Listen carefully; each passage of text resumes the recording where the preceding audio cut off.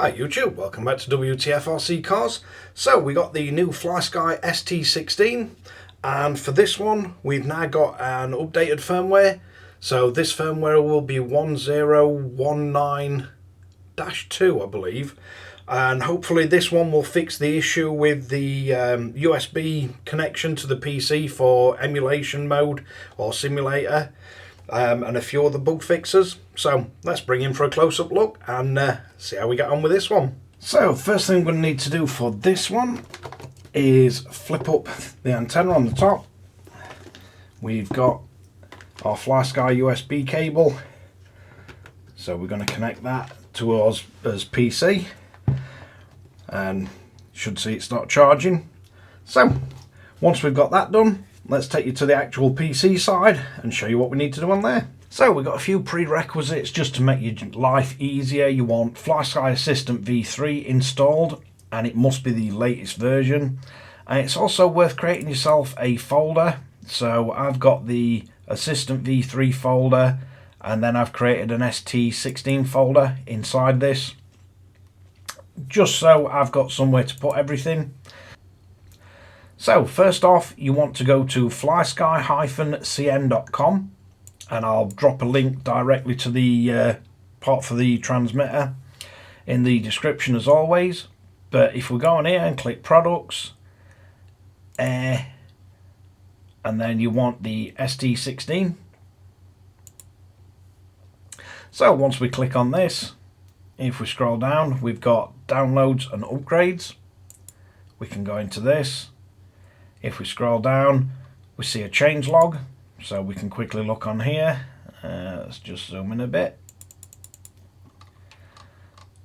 So it's quite a brief change log, this one. Fixed issue of BVD voltage display, fixed issue of the USB emulator not working properly, fixed other known issues, but it doesn't tell you.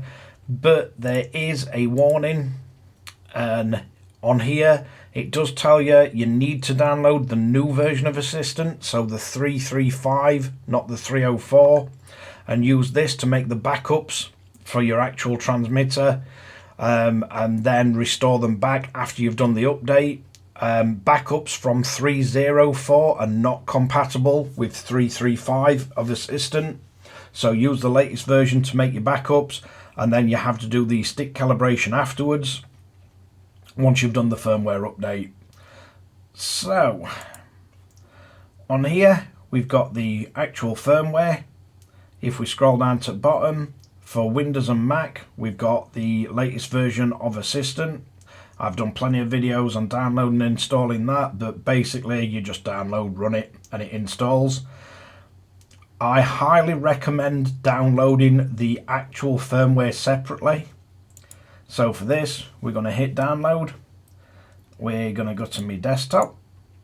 We're going to go to Assistant v3 folder. We're going to scroll down to ST16, and I'm going to save the update in there. And we can see that this update is 1.0.19-2. So once we've got this firmware downloaded, we can then double check in this folder, and you can see you've got the firmware. So now we want to open Flysky Assistant, and the newer version is much quicker. Then you want to power on your transmitter. Don't leave it on this screen. So go into your actual model so the transmitter's started up properly. Click on your transmitter. We can click export. We can load models. So you should see it all loads up. If you press next, you can see the rest of the model memories. We've got up to 40 on this one. For me, I'm just going to select model 1 just to show you how to make a backup, because it's quicker than backing up the whole lot, and I haven't really got anything set up on this yet. But basically you can either select all and it'll select all of them, or you can just select the ones you want to back up. If all the rest are blank, there's no point backing them up. Then we click export.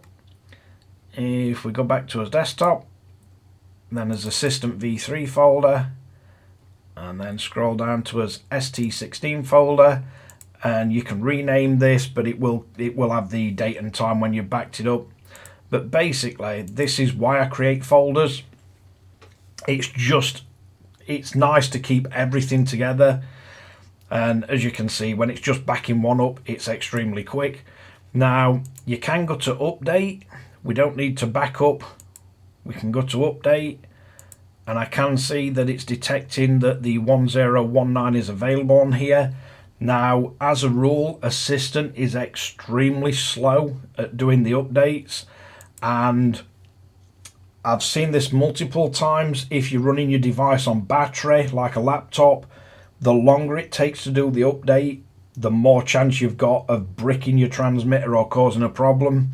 So for me now, I'm going to close Assistant. I'm going to go into our Assistant V3 folder. I'm going to go into his ST16 folder, and we have the new firmware update. Now I'm going to go to the transmitter. I'm going to click on the menu. I'm going to come across to System menu. I'm going to come across to Update. Please confirm. And it says updating firmware may cause model memories to be reset. That's okay, yes. This will put the transmitter in update mode. Once we've got this in update mode, you can then start the update of software. It detects the transmitter and says ready for update. It says we're on version 1017. So you can see it's all detected. We can then click update. It'll go through. It says it's erasing the flash chip on the actual device. And we're already at 10%. Now it's programming flash chip. This standalone updater is much quicker than doing this through the Assistant V3 software. I have had Assistant V3 crash, timeout. The actual standalone update software seems absolutely rock solid. I've never had an issue caused by the updater software, and it's also way quicker. And at the moment we're already at 32%. I'm sorry if it's a bit difficult to see the actual screen on this. It's an incredibly bright screen, but it don't like to play well with me digital cameras. I do have to have the brightness turned right down, but we're already at 44%. So it is much quicker. I do like the finish on this new transmitter. I like the way Flysky have gone with it. I really like the new screens on both the ST16 and the G11P. They seem far brighter, much more vibrant colours.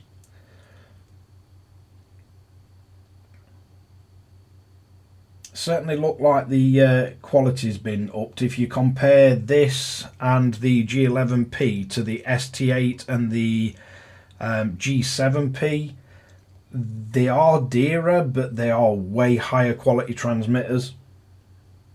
So it is nice to see Flysky sort of concentrating on quality as well. It's still programming flash, but we're at nearly 80%. I do like to do these bits uncut. You can always skip forward through them, but I like to do it so if you're following in real time and you're trying to update your transmitter, you've got something to compare it against if it freezes at a certain percentage for so long. And then it says write successful. The transmitter's rebooting.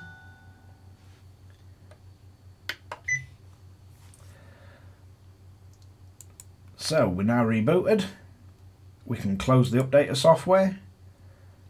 We can go back into his Assistant software. And it doesn't look like it's reset the model memories on this one.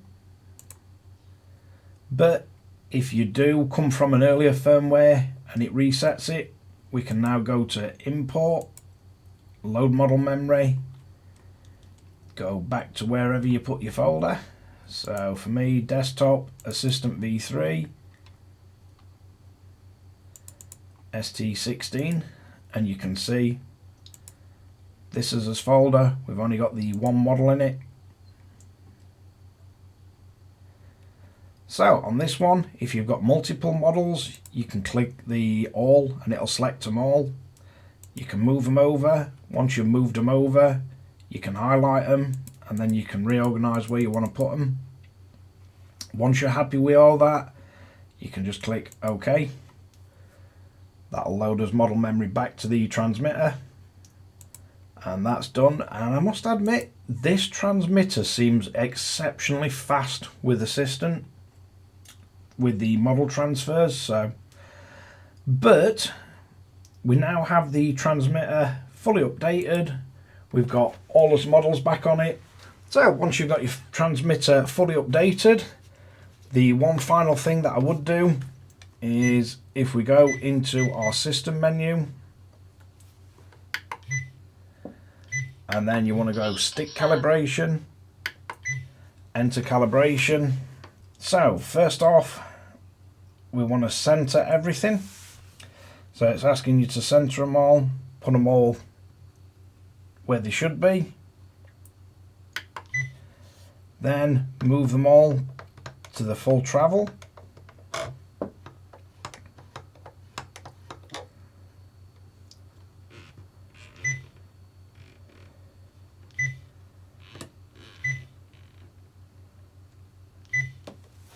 And if I remember right, last two are on the top on these. Calibration successful. So that's fully calibrated. The firmware is now updated. So we've got 1019 firmware. So hopefully this will fix the issue of it not working with the emulation softwares or simulators, and the BVD voltage should work right. So let's wrap this one up. So there we have it, the 1019-2 firmware update for the ST16. Does seem to install pretty quick from the firmware updater. The backup and restore of model memories seems to be working with the current version of Assistant fine. And yeah, hopefully I can get some time and have a bit more practice with this, get used to it and get a whole load more videos done. But thanks again for watching Wtf Rc Cars. Don't forget to like and subscribe, hit the notification bell, share to friends and family, and catch you guys again in the next one.